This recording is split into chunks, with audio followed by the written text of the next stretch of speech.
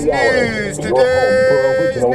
I'm Peter King in Orlando. Deputies in northern Mississippi say they've arrested a gunman who shot and killed 6 people in 4 locations in a small town.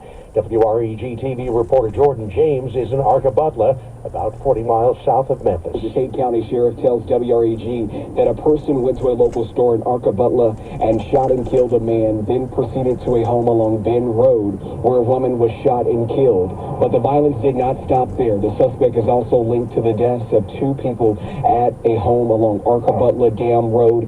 Eventually, the suspect was captured following a brief pursuit. Moments later, deputies also discovered 2 more people who were killed. No word on a motive yet. In Memphis, attorneys for the former cops accused of killing Tyree Nichols enter pleas for their clients. The 5 former officers had pleas entered on their behalf. At this time, we waive the formal reading of the indictment off to the court, a plea of not guilty. One by one, their attorneys told the court they were pleading not guilty. Among those in the courtroom, Tyree Nichols' mother, Ravon Wells. They're going to see me at every court date, everyone, and until we get justice for my son. The officers are all charged with second-degree murder, aggravated assault, and aggravated kidnapping. Steve Futterman, CBS News. Ohio Governor Mike DeWine tells East Palestine residents their air and water are both safe. 2 weeks after a train wreck and fire involving rail cars full of chemicals. We never thought that the municipal water was contaminated, but out of an abundance of caution, our Ohio EPA took samples which were analyzed, and they in fact came back and were shown to be safe. White House officials say they're working on new protocols that'll help the president determine when U.S. forces should shoot down unidentified objects after 3 shootdowns this past week. National Security spokesman Admiral John Kirby says not everything needs to be brought down that way. It doesn't mean that there won't be additional shootdowns if he believes there's a legitimate threat to our safety and security.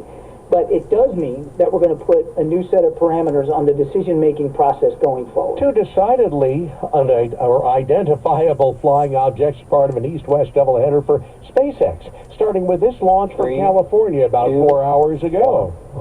Engines full power and liftoff of Starlink Group 2-5. Go Falcon, go Starlink. The East Coast launch comes in about 5 hours. A British communications satellite from Cape Canaveral. Actress Stella Stevens has died. The 60s and 70s comedy film star may be most remembered for being the object of Jerry Lewis's affections in The Nutty Professor, the original version, of course. Stella Stevens was 84. Wall Street, the Dow gained 130 points. NASDAQ lost 69. This is CBS News. Well, that's today's news. Today's news. I didn't hear any good news, did you? I didn't think so. I guess it's all about perspective. The glass is half full. Well, as always, I'd like to thank you again for coming along with me on these Dash Cam News adventures. You know the drill. Peace, love, and all that hippie jazz. Bye-bye, everybody.